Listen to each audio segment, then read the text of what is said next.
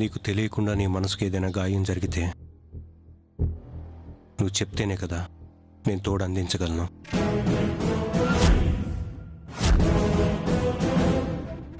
అంటే నేనేదైనా మీ దగ్గర దాచానని మీరు అనుకుంటున్నారా? చెప్పలేక కుమిలిపోతున్నావేమో అనుకుంటున్నాను.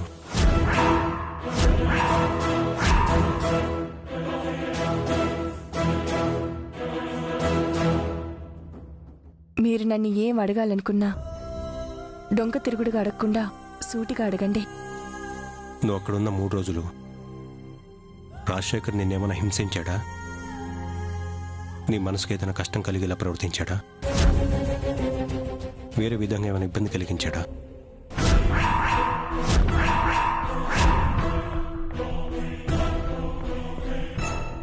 బయట వాళ్ళలాగే మీరు కూడా నన్ను అనుమానిస్తున్నారా? అయ్యో సీత, నా ఉద్దేశం అది కాదు.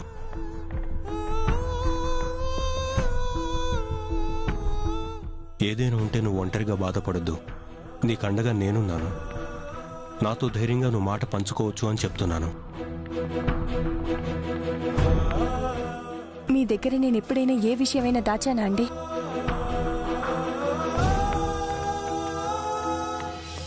నా ప్రాణం పోయేంతవరకు అలాంటి పని చేయను కూడా. అసలు అలాంటి తప్పే జరిగితే అక్కడికక్కడే నా ప్రాణాలు తీసుకుని ఉండేదాన్ని. కానీ తిరిగి ఇంటికొచ్చి మీ పరువుని, ఇంటి గౌరవాన్ని నేను పోగొట్టనండి. అంత దూరం ఎందుకు ఆలోచిస్తున్నావు సీత? ఎందుకు నన్ను అపార్థం చేసుకుంటున్నావు? నేను మంచి ఉద్దేశంతోనే అడుగుతున్నాను. అడిగే మాటలో పెడార్థాలు కనిపిస్తే అపార్థాలే వస్తాయండి. వాడెవడో నీ ప్రమేయం లేకుండా నేను ఇంటి గడప దాటించాడు. అది తెలిసిన జనం నీ వంక ఏదో వంకలు వెతికి మరీ పెడగా చూస్తున్నారు. ఇదంతా తలుచుకుని నువ్వెక్కడ మనసు పాడు చేసుకుంటావేమోనని నిన్ను అలా అడిగాను. అన్నిటికన్నా ఎక్కువగా మీరిలా అడగటమే నన్ను ఎక్కువ బాధిస్తుందండి. నువ్వున్న మూడ్లో నా మాటలు నీకు వేరేగా వినిపిస్తున్నాయేమో సీత.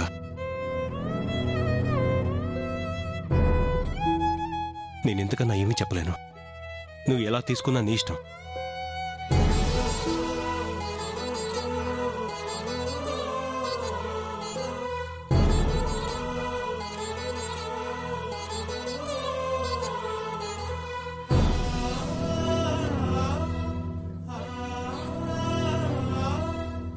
నేను చెప్తే తప్ప తనకి తానుగా నా దగ్గర నుంచి ఎలాంటి విషయాన్ని అడిగి తెలుసుకోవాలనుకోరు. ఇలా అడగడం నిజంగా నన్ను ఓదార్చటానికేనా, లేక ఈయనలో కూడా ఆ రాజశేఖర్ మాటలు నమ్మి అనుమానపు బీజం మొలకెత్తిందా? అందులో అనుమానం ఏముంది సీత?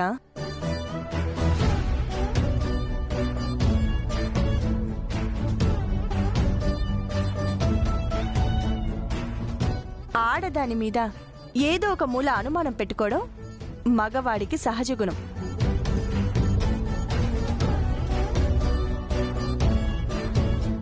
ఇందులో ఎలాంటి పురుషోత్తమునికి కూడా మినహాయింపు లేదు సీత. వేరే వాళ్ళ సంగతేమో కానీ నా భర్త అలాంటి వారు కాదు.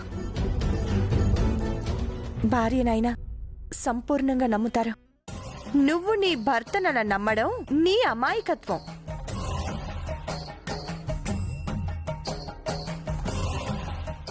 నిజంగా రామరాజు పేరుకి తగ్గట్టు సుగుణాభిరాముడే అయితే, భార్య పట్ల అపారమైన నమ్మకం ఉంటే ప్రశ్న అడగకుండానే నీ భుజం కాయాలి. కానీ అలా చేయలేదే. అంటే ఏదో ఒక మూల జనం సూటిపొట్టి మాటలు, రాజశేఖర్ చెప్పిన అబద్ధం ఆయన మనసులో నాటుకుంది.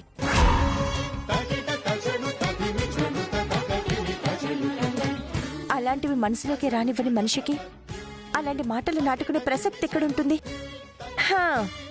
చెప్పేది నీ మంచికే.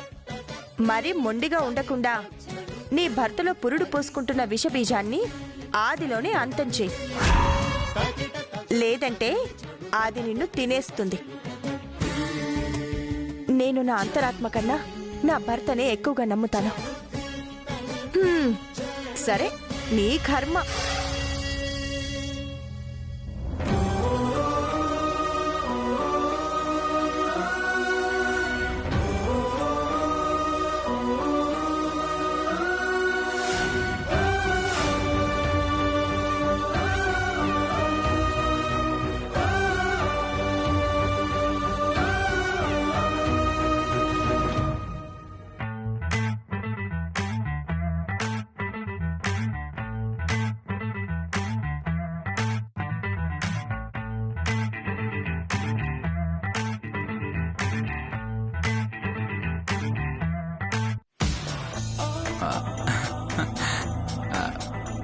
దాక్షాయిని, ఏంటండి?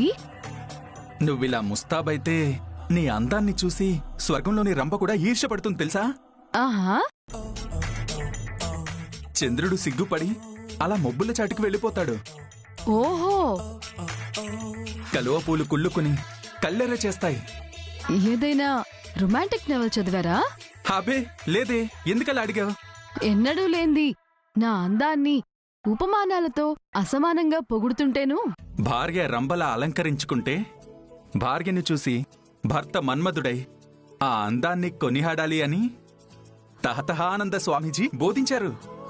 హ్మ్?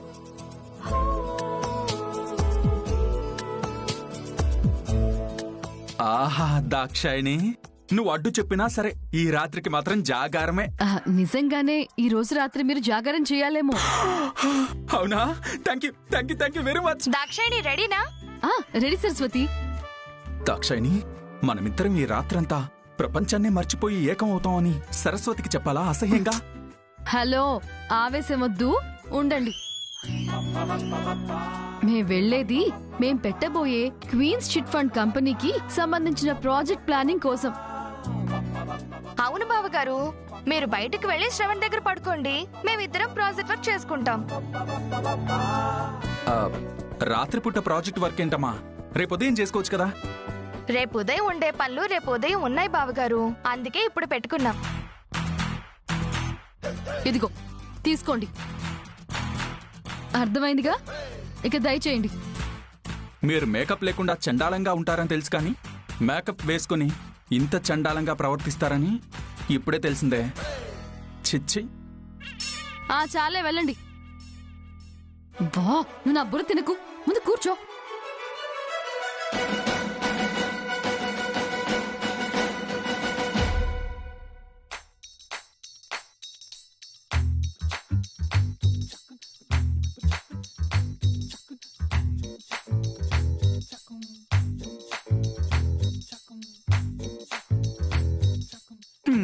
ఛ.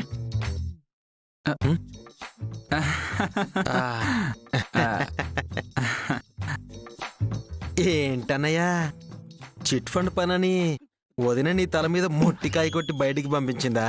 సరస్వతి నిన్ను కూడా మొట్టికాయ ముట్టిందా? బొప్పి కూడా కట్టింది. అంతా మన కర్మరా. ఇంకెందుకెలా తిరగడం? పద, మూడంకేసుకుని ముడుచుకుని పడుకుందాం. రే రే రే రే, అటెక్కడికి రా. ఏదో మూడంకన్నావు కదా. రా.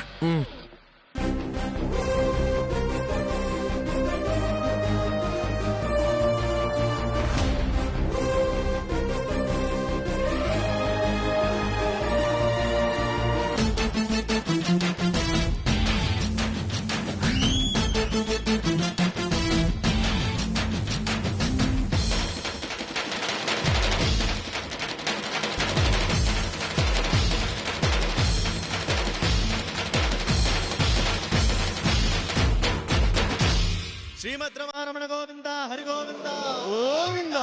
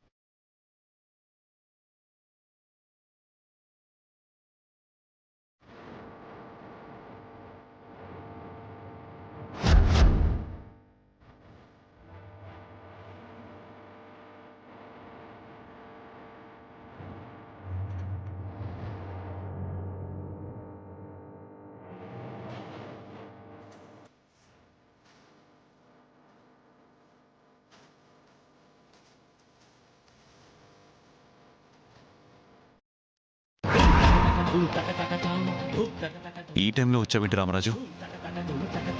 నీ వల్ల నా భార్య మనసు కష్టపడింది. స్వచ్ఛమైన ఆ మనసు మీద మచ్చపడింది. నా సీత చెప్పింది నిజంరా. నీలాంటి వాడు ప్రాణాలతో బతకూడదు. రామరాజు, రామరాజు వద్దు. రామరాజు, నన్ను చంపదు. రామరాజు ఆ!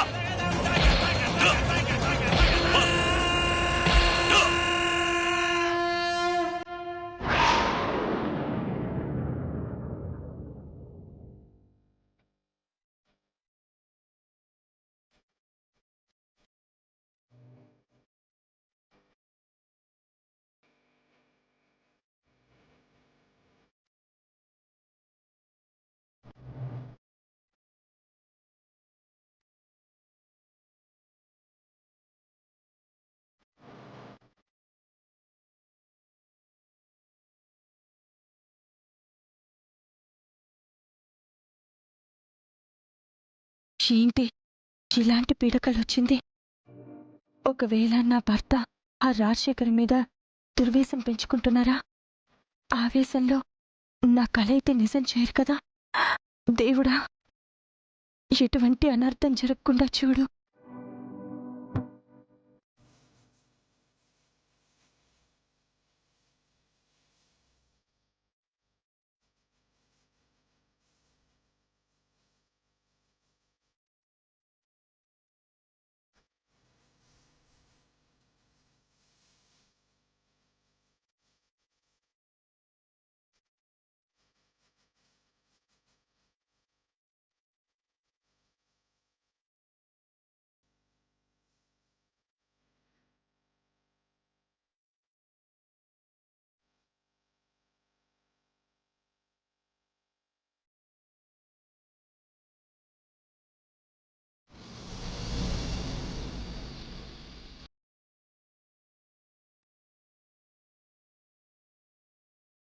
దాక్షాయిణి.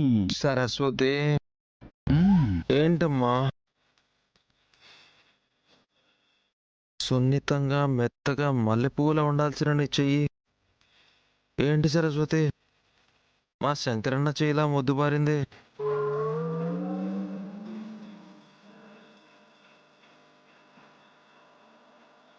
నువ్వు మనిషివి మోటుగా ఉంటావు కానీ గొంతు బానే ఉంటుందిగా. సడన్ గా మా శ్రవణ్ గడి గొంతులా రాటు తేలిందేంటి? సరస్వతి, దాక్షాయిణి. ఏంటమ్మా ఈ మధ్య జిమ్కి వెళ్తున్నావా? బాగా పెంచేసావు నువ్వు.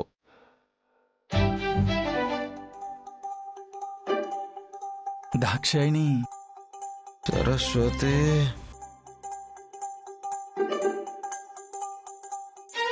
శంకర్ బాబు, శ్రవణ్ బాబు, శంకర్ బాబు, దాక్షిణి. దాక్షిణి బాబు. రా. దాక్షిణి. బాబు. దాక్షిణి. బాబు, దాక్షిణి. దాక్షిణి. బాబు, బాబు, దాక్షిణి. దాక్షిణముడు కాదు బాబు, మారుతిని బాబు. సరస్వతి, నీ స్టోన్ ఏంటి సడన్ గా మారుతిలా మారిపోయింది? సరస్వతమ్మ గారి గొంతు కాదండి, నేనే మారుతిని మాట్లాడుతున్నాను. లేవుడు బాబు, బాబు, బాబు లేవుడే, లేవుడు బాబు, లేవుడే. ఏంటి మారుతి, మంచి నిద్రపాటు చేసావు. అమ్మగారు ఆఫీస్కి వెళ్ళడానికి రెడీ అవుతున్నారండి. అయ్యగారు మిమ్మల్ని తొందరగా రమ్మంటున్నారు. సరే సరే, మేము వస్తాను, నువ్వు వెళ్ళు. త్వరగా రండి. ఎలా? మీరు మీ ఏసాలు.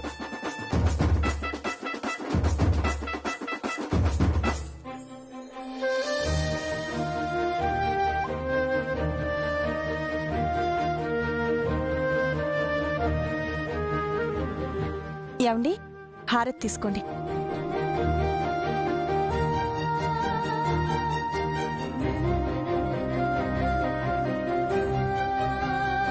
నన్ను ఆశీర్వదించండి.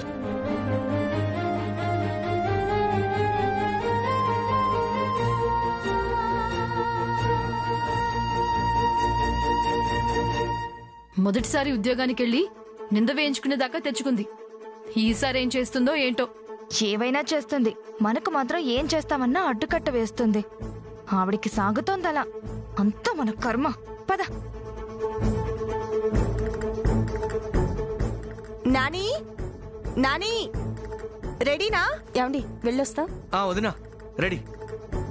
చిట్టి మాత్రం వాళ్ళ అన్నయ్య దగ్గర నుంచి లేట్ వచ్చినా జాయిన్ అవుతానని చెప్పింది. సరే పద. అమ్మగారు, అయ్యగారు, నన్ను క్షమించండి అయ్యా. నువ్వు ముందు పైకి లే. నన్ను క్షమించండి. లే. నన్ను క్షమించండి అమ్మా, నన్ను క్షమించండి అయ్యా. తాగిన మైకంలో నా కళ్ళు నెత్తికెక్కి నా పెళ్ళాన్ని కొట్టానయ్యా, మిమ్మల్ని అనరాని మాటలు అన్నాను. నన్ను క్షమించండి అమ్మా, నన్ను క్షమించండి అయ్యా.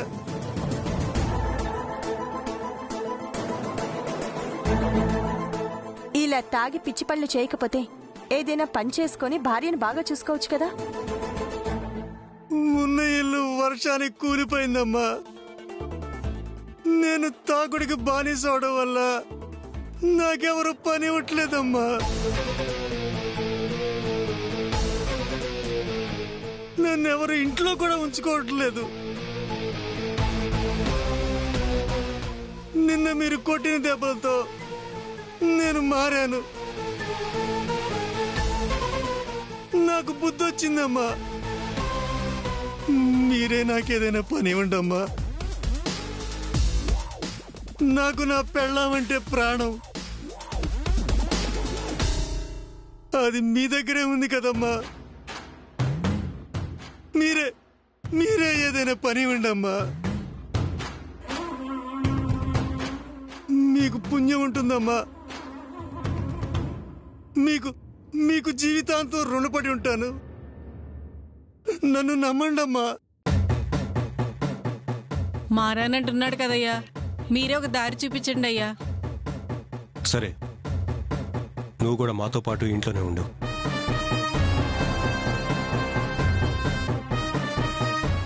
కానీ సావిత్రిని బాగా చూసుకోవాలి. చూసుకోకపోతే మాత్రం ఊరుకోను.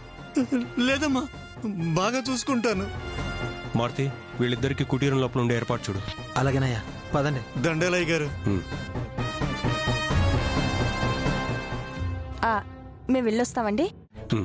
వదినా, నేను బైక్ మీద వస్తాను, నువ్వు ఆఫీస్ వెహికల్లో వెళ్ళిపో. సరే.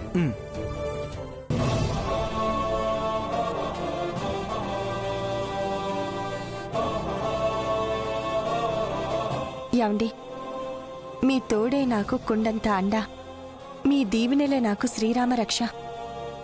ఆ ధైర్యంతోనే ఎండి పదవి చేపట్టాను. అన్నిటికన్నా నీ మనస్సాక్షి నీకు బలం. అదే నిన్ను కాపాడుతుంది. వెళ్ళరా. ఏమ్మా సీతమ్మ, వాడెవడి వల్ల బయటెక్కడో 3 రోజులు కష్టాలు పడి కష్టంగా ఇంటికి చేరావు.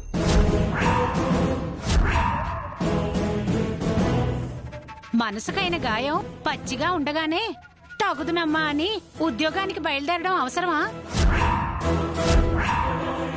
కొన్నాళ్ళు ఆ బాధ తీరేదాకా ఇంట్లో ఉండొచ్చుగా.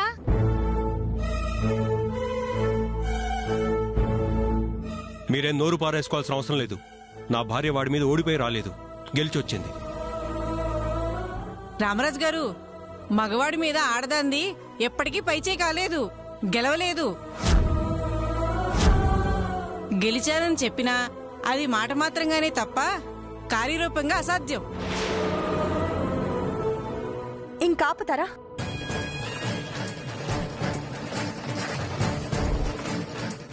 గెలుపు ఓటములనేవి ఆడ మగ అనే జాతిని బట్టి ఉండదు, పాటించే నీతిని బట్టి, వాళ్ళకున్న మేధాశక్తిని బట్టి ఉంటాయి. నోరుంది కదా అని మాట జారితే ఏదో ఒక రోజు కాలు జారి మూతి పళ్ళు రాలే పరిస్థితి వస్తుంది. జాగ్రత్త. వెళ్ళొస్తానండి.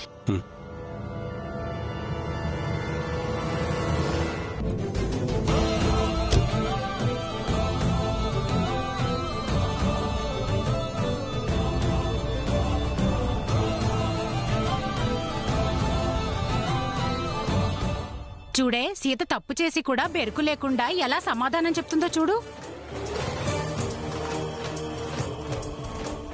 అవును, అసలే మొదటి నుంచి సీతకి మొండి ధైర్యం ఎక్కువ. వాడెత్తికెళ్లేసరికి తెగింపు వచ్చేసింది. ఆడదానికి ధైర్యం ఉండొచ్చు గాని తెగింపు ఉందనుకో అనర్థాలు సమస్యలు వస్తాయి.